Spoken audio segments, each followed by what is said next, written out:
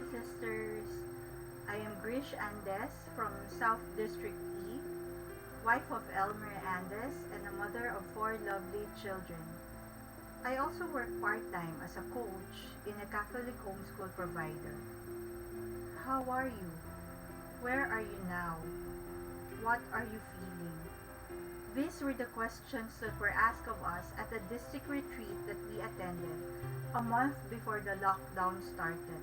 Our retreat master posed these questions at the start of the retreat. He further told us to imagine that it was God who is asking these questions. These, I felt, are also the same questions that God has been asking me ever since the pandemic started. How are you now, my child? Where are you now? What are you feeling? If these questions were asked of me 2019 of last year, I would have answered him that I was fearful, I felt hopeless, I felt lost, I felt abandoned.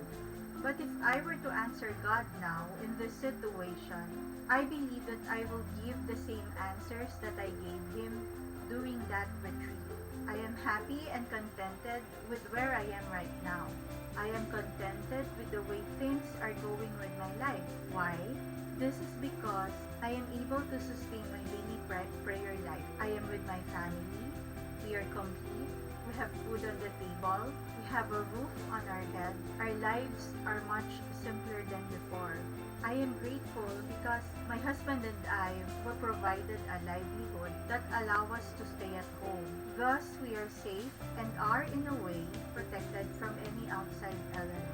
I am grateful because God gave me an opportunity to be generous with our resources and with our time. And through the gift of time, I am able to further nurture my relationship with God, take care of my family's needs, be with sisters who may need me, and be able to serve the community.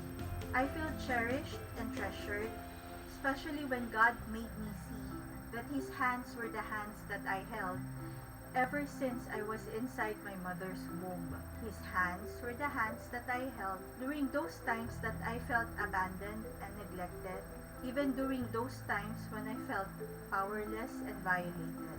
I feel listened to and recognized by God.